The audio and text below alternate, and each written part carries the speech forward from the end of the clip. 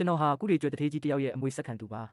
ါအသက်12သားကလေးကစီးပွားရေးလောကထဲခြေစုံပြုတ်ဝင်ခဲ့ပြီး18နှစ်မှာဘီလီယံ30ချီတဲ့လုပ်ငန်းစုကြီးဖြစ်အောင်ချက်ထွင်နိုင်ခဲ့တယ်လို့အသက်20မှာတော့ဘီလီယံ100ကျော်အထိပိုင်ဆိုင်ပြီးချမ်းဟန်ရင်ရဲ့မြို့ရဲ့အချမ်းသာဆုံးပုဂ္ဂိုလ်ဖြစ်လာခဲ့ပါတယ်ဒါပေမဲ့ကျွန်တော်ရဲ့မင်္ဂလာဆောင်နေ့မှာတော့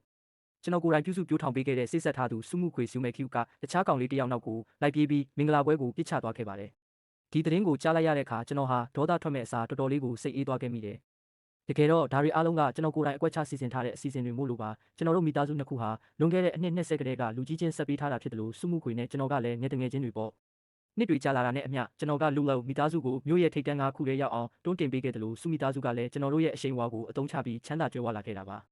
ပုံမှန်ဇလန်းအတိုင်းဆိုရင်တော့ကျွန်တော်တို့လက်ထပ်မဲ့မိသားစုနှစ်ခုပေါင်းစည်းမဲ့ပြီးတော့ပျော်ပျော်ရွှင်ရွှင်နေကြမယ်ပေါ့ဒါပေမဲ့လွန်ခဲ့တဲ့3နှစ်မှာကွန်နင်းကန်နင်းဆိုတဲ့ကောင်ပေါ်လာတဲ့ကအရာအလုံးပြောင်းလဲသွားပါတယ်စုမှုခွေဟာကျွန်တော်ကိုစတင်ပြီးရှောင်ဖယ်လာခဲ့တယ်လို့အချိန်တော်များများကိုလည်းကုနင်းရဲ့အကူနဲ့အတူခီးသွားရင်အပြင်သွားရင်ကုံဆုံးစေခဲ့တာပါအဲ့ဒီအချိန်ကတည်းကကျွန်တော်ဟာသူမနဲ့သူမရဲ့မိသားစုကိုဆွန့်လွတ်ဖို့ဆုံးဖြတ်ခဲ့တာဖြစ်ပါတယ်ဒါဆိုပါလို့ဒီနေ့အထိစောင့်ပြီးမှလက်ထပ်ဖို့လုပ်ခဲ့တာလေရိုးရှင်းပါတယ်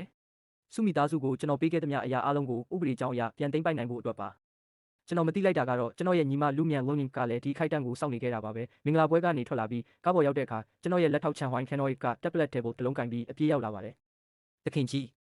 းဒါကတော့မှုခွေလေးထွက်ပြေးသွားတဲ့လုံခြုံရေးကင်မရာမှတ်တမ်းပါတဲ့ကျွန်တော်ခေါင်းချင်းပြပြီးမှတ်တမ်းကိုဖွင့်ကြည့်လိုက်ပါတယ်ချန်ဝိုင်းကဆက်ပြောတယ်ကျွန်တော်တို့သတင်းတွေကိုပိတ်ထားသလိုမှုခွေလေးနောက်ကိုလည်းလူလွတ်ပြီးစောင့်ကြည့်ခိုင်းထားပါတယ်သူ့ကိုပြန်ခေါ်လာရမလားခင်ဗျာမလို့ဘူးသတင်းတွေအားလုံးကိုအခုချက်ချင်းပြန်ဖွင့်ပေးလိုက်သတင်းကောင်းစင်ကြီးတွေဖြစ်အောင်ပတ်စံသုံးပြီးလှုပ်လိုက်စမ်းစုမှုခွေကမင်္ဂလာပွဲကိုပြစ်ချသွားတဲ့အကြောင်းလူတိုင်းသိအောင်ဖြန့်လိုက်ပြီးတော့စုမိသားစုနဲ့စီးပွားရေးပတ်သက်သမျှအကုန်ဖြတ်ငါတို့ပေးထားတဲ့အထောက်ပံ့တွေအားလုံးကိုလည်းပြန်ရုပ်သိမ်းလိုက်တော့ချန်ဝိုင်တယောက်လန့်သွားပြီးတခင်ကြီးပြန်စဉ်းစားပါဦ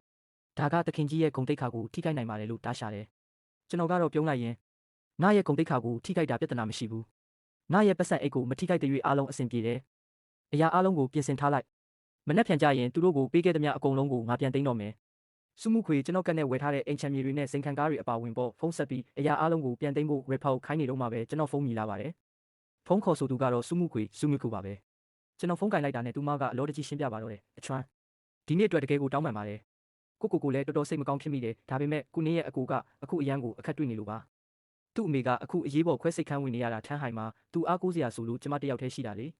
ဒါကြောင့်သူ့ဘေးမှာရှိနေပေးချင်လို့လိုက်လာခဲ့တာပါသူ့အမေအခြေအနေစိတ်ချရပြီဆိုတာနဲ့ကျမချက်ချင်းပြန်လာခဲ့ပြီးရှင်နဲ့လက်ထပ်ပါမယ်လို့ကတိပေးပါတယ်တဲ့ကျွန်တော်လည်းမနေနိုင်တော့ပဲပြန်မေးလိုက်မိတယ်စုမှုခွေငါတကယ်နားမလဲလို့ပါကိုနင်းအမေခွဲစိတ်တာနဲ့မင်းနဲ့ဘာဆိုင်လို့လဲသူကမင်းရဲ့ကွဲကွာနေတဲ့အမေရင်းများလားငါတိတလောက်တော့မင်းအမေရင်းကချန်ဝမ်ချင်းချန်လွန်ကင်းဖြစ်ပြီးသူကမင်္ဂလာဆောင်မှာရှိနေခဲ့တာလေစုမှုခွေကချက်ချင်းပဲအတန်မာမာနဲ့ပြန်ပြောတယ်လူကျင်ချွန်းလူကျင်းချွန်းရှင်စကားကိုဒီလောက်ထိရွဲဆောင်ပြောနေဖို့လိုလားကိုနင်းရဲ့အမေကကျမရဲ့အမေရင်းကာမတော်လိုပဲလေကျမရဲ့အမေရင်းခွဲစိတ်နေရချိန်မှာဒီမှာလာရှိနေပေးတာမှားလို့လားကျွန်တော်ခါခါတီးတီးပဲရေလိုက်မိပါတယ်မင်းဘာမှမမားပါဘူးဒီလိုဖြစ်လာမယ်ဆိုတာတည့်ရက်နဲ့မင်းနေမိတဲ့ငါအမှားပဲမင်းရဲ့အမေရင်းခွဲစိတ်တာပြီးသွားရင်တော့ငါ့ကိုအတိပေးဦးပေါ့သူ့ကိုကျေးဇူးတင်တဲ့အနေနဲ့တတိချင်းအကြီးကြီးတချင်းပို့ပေးလိုက်မယ်သူမကပြန်ပတ်တယ်အဲ့ဒါဘာကိုဆိုလိုတာလဲရှင်ကျမကိုချင်းချောက်နေတာလားခွဲစိတ်တာပြီးတာနဲ့ပြန်လာပြီးလက်ထပ်ပါမယ်လို့ပြောပြီးပြီပဲလေရှင်ဒီလောက်အထိအကျိုးအကြောင်းမရှိဖြစ်နေတာကိုရက်လို့မရဘူးလားကျမကသဘောထားသိတဲ့သူတွေကိုမုန်းတယ်ကျမရဲ့အနာဂတ်ခင်ပွန်းကအဲ့ဒီလိုလူမျိုးဖြစ်နေမှာကိုမလိုချင်ဘူးကျွန်တော်ကောင်းတွေတောင်မူးသွားမိတယ်ငါကဘယ်နေရာမှာအကျိုးအကြောင်းမရှိတာလဲဘယ်နေရာမှာသဘောထားသိနေတာလဲလို့တွေးနေမိတာပေါ့တကယ်တော့ကျွန်တော်ကနေရဲ့အမေကိုတကယ်ကြီးကျေးဇူးတင်ချင်တာပါသူမတာဒီလိုဖြစ်မလာခဲ့ရင်စုမှုခွေကဒီလောက်အထိပြက်ပြက်တသားထွက်ပြေးမှာမဟုတ်ဘူးလေအဲ့ဒီလိုသာမဟုတ်ရင်ကျွန်တော်ကအစီအစဉ်ပါကို300မှာဖြစ်ပြီးတန်းပေါင်းရာနဲ့ချီဆုံးရှုံးရမှာပါအဲ့ဒီအချိန်မှာပဲနောက်ထပ်ဖုန်းတကောဝင်လာတာမြင်လိုက်ရတယ်နောက်ဖုန်းတကောဝင်နေလို့အားမပဲပြန်ပြောကြတာပေါ့လို့ပြောပြီးကျွန်တော်စုမှုခွေနဲ့ဖုန်းချလိုက်ပြီးနောက်ထပ်ဝင်လာတဲ့ဖုန်းကိုကင်လိုက်ပါတယ်အဲ့ဒါကတော့စုမှုခွေရဲ့အမေချန်ဝမ်ချင်းချန်ဝမ်ကင်းစီကပါအချွမ်းမင်းပဲရောက်သွားတာလဲလို့သူမကမေးပါတယ်ကျွန်တော်ကတော့အေးအေးဆက်ဆက်ပဲရှိရမလဲအိမ်မှာပေါ့လို့ပြန်ဖြေလိုက်တယ်သူမကဆက်ပြီးမှုခွေနောက်ကိုလိုက်မသွားဘူးလားလို့ဖိမေးပြန်တော့ဘာလို့လိုက်ရမှာလဲမင်္ဂလာဆောင်ကိုပြစ်ချသွားတာသူမပဲလေအခုဆိုရင်သူမဟာကျွန်တော်ရဲ့တူသမီးမဟုတ်တော့ဘူးအန်တီနားလဲတယ်မလားလို့ကျွန်တော်ခက်ပြက်ပြက်ပဲတုံ့ပြန်လိုက်ပါတယ်ချန်ဝမ်ချင်းကတော့အခြေအနေကိုဟန်မပြတ်အောင်ထိန်းဖို့ကြိုးစားနေတော့မှာပဲချစ်သူတွေဆိုတာရန်ဖြစ်တတ်တာပဲကွယ်သူမကိုချော့ယုံလေးချော့လိုက်ပါမှုခွေကစိတ်ပြောပါတယ်စကားကောင်းလေးပြောလက်ဆောင်လေးဝယ်ပေးလိုက်ရင်သူမစိတ်ဆိုးပြေသွားမှာပါလေကျွန်တော်တော့ပြောစရာစကားတော့မရှိတော့ပါဘူးဒီလူတွေဘာဖြစ်နေကြတာလဲမင်္ဂလာဆောင်ကိုပြစ်ချသွားတာကဘာမှမဟုတ်တဲ့ကိစ္စလို့သူတို့ထင်နေကြတာလားအခုတော့စုမှုခွေကိုကျွန်တော်ကတောင်းပန်ရအောင်မယ်လေလားကျွန်တော်ခေါင်းကိုခါရမ်းပြီးဖုန်းချပစ်လိုက်ပါတယ်တစ်ဖက်မှာတော့ချမ်းဟိုင်ရဲ့အစင်မြင့်ပုဂ္ဂလိကစေယုံမှာပေါ့စုမှုခွေဟာမင်္ဂလာဝတ်စုံကြီးနဲ့ပဲအရေးပေါ်ခွဲစိတ်ခန်းရှိမှစိုးရင်တကြီးစောင့်နေပါတယ်သူမဘေးမှာတော့ကနင်းကစိတ်ပူနေတဲ့မျက်နှာနဲ့မင်းဒီလိုကြီးထွက်လာခဲ့တာ အကိုအချွမ်းစိတ်ဆိုးမနေဘူးလားလို့မေးရှာတယ်စုမှုခွေကတော့ယုံကြည်မှုအပြည့်နဲ့မဖြစ်နိုင်တာကျမသူ့အကြောင်းသိတာပဲသိလာတာလည်းနှစ်ပေါင်းများစွာရှိပြီလေသူကျမကိုတခါမှစိတ်မဆိုးဘူးပြီးတော့ကျမသူ့ကိုအကုန်ရှင်းပြပြီးပြီပဲအမေကြီးအခြေအနေတည်ငြိမ်သွားတာနဲ့ကျမပြန်သွားပြီးသူ့ကိုလက်ထပ်မှာပါသူကသဘောထားကြီးတဲ့သူပဲကျမကိုဘာလို့အပြစ်တင်မှလဲတဲ့ကျွန်တော်အိမ်ကိုပြန်ရောက်တဲ့အချိန်မှာတော့ခြံထဲဝင်လိုက်တာနဲ့အစီခံတွေကတန်းစီပြီးတခင်လေးကိုကြိုးဆိုပါတယ်လို့တညီတညွတ်တဲ့ဥညွတ်နှုတ်ဆက်ကြပါတယ်ကျွန်တော်ကတော့လက်ကပြလိုက်ပြီးအားလုံးကလူဟောင်းတွေပဲလေဒီလောက်ထိလုံနေစရာမလိုပါဘူးငါအိမ်ပြန်လာတိုင်းမင်းတို့ဒီလိုလုံနေရတာပင်ပန်းမှာပေါ့ငါတော့အားနာလာပြီလို့ပြောလိုက်မိတယ်အစီခံတွေကတော့မပင်ပန်းပါဘူးတခင်လေးရဲ့တခင်လေးကသာတခင်လေးကမှတကယ့်ကိုစူးစမ်းပန်းစားအလုပ်လုပ်တာပါတဲ့ကျွန်တော်လည်းအားနာနာနဲ့ပဲပြုံးပြလိုက်မိတယ်ဒီအစီခံတွေကသူတို့ဘာသာသူတို့စေတနာအပြည့်နဲ့ဒီလိုမျိုးကြိုးဆိုကြတာလို့ပြောရင်ဘယ်သူမှယုံမှာမဟုတ်ပေမဲ့ဒါကတကယ်အမှန်တရားပါကျွန်တော်လုပ်ပေးတာဆိုလို့သူတို့ကိုလက်ခမှန်မှန်ပေးပြီးစုချေးဘာနက်လေးတွေထပ်ပေးတာပဲရှိတာကိုသူတို့ကနေတိုင်းအိမ်ရှိမှာတန်းစီကြိုးဆိုနေကြတော့တာပဲကဲအားလုံးသွားနာကြတော့ဘောက်စု Written Envelopes တွေကိုတော့ဘက်တလာစီမှာသွားထုတ်ကြအောင်လို့ပြောလိုက်ပါတယ်အခန်းထဲဝင်လိုက်တာနဲ့အသက်88အရွယ်မိန်းကလေးတစ်ယောက်ကကျွန်တော်စီကိုဒုံကနေပြေးဝင်လာပါတယ်ကျွန်တော်လည်းအလိုလိုပဲသူမရဲ့ခေါင်းကိုလှမ်းဖက်လိုက်ရတယ်လူငယ်ငွန်းငယ်နင့်ကိုငါခါတတန်းပြောပြီးပြီလေငါကိုခေါင်းနဲ့လာမတိုက်ပါနဲ့ဆိုတာနားရဲဟာလူငယ်ကတော့သူမရဲ့နဖူးလေးကိုပြန်ပို့ရင်ဘာမှမဖြစ်လို့ပဲကြည်နေတယ်ကျွန်တော်လည်းလူနဲ့တော့ဖက်မဖြစ်ပါနဲ့ဆိုပြီးကိုပြန်ထိန်းလိုက်ရပါတယ်ဒီကောင်မလေးလူငယ်ကကျွန်တော်အသက်3 နှစ်သားလောက်မှာမိဘတွေကကျွန်တော်အဖော်ရအောင်မွေးစားပေးခဲ့တာပါအသက်3 နှစ်အထိစကားမပြောနိုင်သေးတော့ဖွံ့ဖြိုးမှုနေတာပဲလို့အားလုံးကထင်ခဲ့ကြတာဒါပေမဲ့အသက်9 နှစ်ရောက်တော့မှသူမကနှေးတာမဟုတ်ပဲဉာဏ်ရည်မမီတာ mentally challenged ဆိုတာသိလိုက်ရတယ်အဲ့ဒီတော့ကမိဘတွေကသူမကိုမိဘမဲ့ကေဟာပြန်ပို့ဖို့လုပ်ခဲ့ပေမဲ့ကျွန်တော်ကပဲအတင်းထားပြီးထားခဲ့တာပါ9 နှစ်တောင်ရှိနေပြီပဲလေခွေးတကောင်တောင်တန်ရောစင်ရှိသေးတာသူမကလည်းကျွန်တော်နောက်ပဲတကောက်လိုက်ပြီးအကိုကြီးလို့ခေါ်နေတာကိုညံလေးလိမ္မာတယ်နော်အကိုကြီးအလုပ်လုပ်เสียရရှိသေးလို့လူမြန်ကတော့သူမရဲ့အပြစ်ကင်းစင်တဲ့မျက်လုံးလေးတွေနဲ့ကျွန်တော်ကိုဖတ်ထားတော့မှာပဲဒါနဲ့ကျွန်တော်လဲ1 man 1သူမကိုလာခေါ်ဦးလို့လှမ်းခေါ်လိုက်မိတယ်ဘက်တလာကအားနာတဲ့မျက်နှာနဲ့တခင်လေးဝင်းမရဲ့ချွေးမကလေးမွေးလို့တဲ့မြေထိန်ပေးဖို့အလုပ်ထွက်သွားပြီးခမရလို့ပြောလာတော့ကျွန်တော်ရင်ထဲမှာတက်ပြင်းရှည်ကြီးချလိုက်မိပါတယ်ဝင်းမကဒီအိမ်မှာဆယ်စုနှစ်တခုကျော်လှုပ်လာတာဖြစ်တယ်လို့လူမြန်ကိုထိန်းနိုင်တဲ့တူးရဲတော့သူလေအခုသူမမရှိတော့ဘူးဆိုတော့ကျွန်တော်တို့ဒုက္ခရောက်ပြီပေါ့ကျွန်တော်ခေါင်းကိုမတက်တာတလို့ပဲခါရမ်းလိုက်ရင်ဘက်တလာလ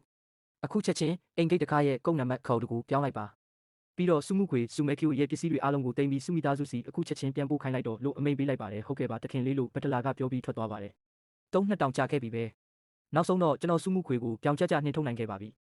ကိုယ့်ရဲ့စစ်ဆက်ထားသူဆိုတဲ့ပွဲတစိတ်ကြီးကိုဆွဲထားပြီးတခြားကောင်နဲ့ပရောပါကြီးလုံနေတာကိုထိုင်ကြည့်နေရတာတကယ်ကိုစိတ်ပြက်စရာကြီးပြားဒါပေမဲ့အခုတော့အားလုံးပြီးသွားပါပြီကျွန်တော်ရဲ့ပတ်စံတွေကိုလည်းအကုန်ပြန်ရတော့မှာပါအဲ့ဒီအချိန်မှာပဲကျွန်တော်အဲ့ဒီအကြောင်းတွေတွေးနေရင်းနဲ့မျက်တောင်တွေလေးလံလာပြီးဆိုဖာပေါ်မှာတင်အိပ်ပျော်သွားခဲ့ပါတယ်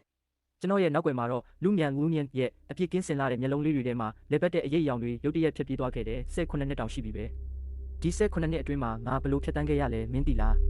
းငါကဒီကဘာကြီးကိုဖန်တီးထားတဲ့စာရေးဆရာနတ်ဖျားအာဖရိကပေါ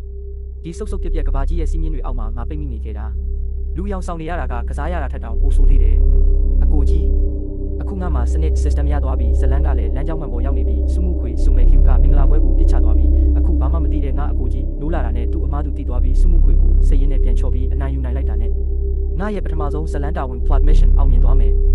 ကံကြမ္မာအမှတ် fate points တွေစုဆောင်းပြီးရင်တော့ဒီစီးမြင့်တွေကနေရုံထွက်ပြီးငါပြန်ပြီးတာမန်လူဖြစ်လာတော့မှတစ်ဖက်မှာတော့မင်္ဂလာပွဲကျင်းပမယ့်နေရာမှာဧည့်သည်တွေကတော်တော်လေးကိုဒေါသထွက်နေကြပါပြီဒီမင်္ဂလာဆောင်ကိုလုံးမလားမလုပ်ဘူးလားငါတို့အချိန်ကလည်းအချိန်ပဲလေလူကတခင်ကြီးကိုအားနာလို့သာစောင့်နေတာဘလောက်အထိထက်ဆောင်ရအောင်မလဲလို့ပေါ်ဟစ်နေကြတာပေါ့လူတွေထိမ့်မရသိမရဖြစ်နေတာကိုမြင်တော့စုမိသားစုကစုချမ်းကြီးတယောက်ပြရခတ်နေပါတော့တယ်ဝမ်ချင်းလူကျင်ချွမ်းကိုဖုံးဆက်လိုက်ဦးသူဘာပြောလဲလို့မေးတော့ချန်ဝမ်ချင်းဂျန်ဝမ်ခင်ကတီတီငိမ့်ငိမ့်ပဲရပါတယ်ကျမသူ့ကိုအစီအစဉ်ပေးထားပြီးပြီစိတ်မပူပါနဲ့သူတို့မကြခင်ပြန်လာကြမှာပါလို့ပြန်ဖြေရှာတယ်ဒါပေမဲ့စုချမ်းကြီးကတော့စိတ်မချနိုင်သေးပါဘူးတေချာအောင်နောက်တစ်ခါထက်ခေါ်ကြည့်ဦးလေးလို့တိုက်တွန်းနေတာပေါ့ချန်ဝမ်ချင်းလည်းတွန်းဆုပ်နဲ့ကျွန်တော်စီဖုံးဆက်ပြန်ပါတယ်ကျွန်တော်ရဲ့ဗီလာဗီလော့ထဲမှာတော့လူညံကကျွန်တော်ဖုန်းထဲကဝင်လာတဲ့ကော်ခေါ်ကိုပယ်ချ decline လိုက်ပါတယ်ချန်ဝမ်ချင်းကသူမရဲ့ဖုန်းကိုကြည့်ရင်စုချမ်းကြီးမင်းကိုယ်တိုင်ပဲခေါ်ကြည့်ပါလားဆိုလို့စုချမ်းကြီးကိုယ်တိုင်ခေါ်ကြည့်ပေမဲ့တစ်ချက်ပဲမြည်ပြီးအပယ်ခံလိုက်ရပြန်တယ်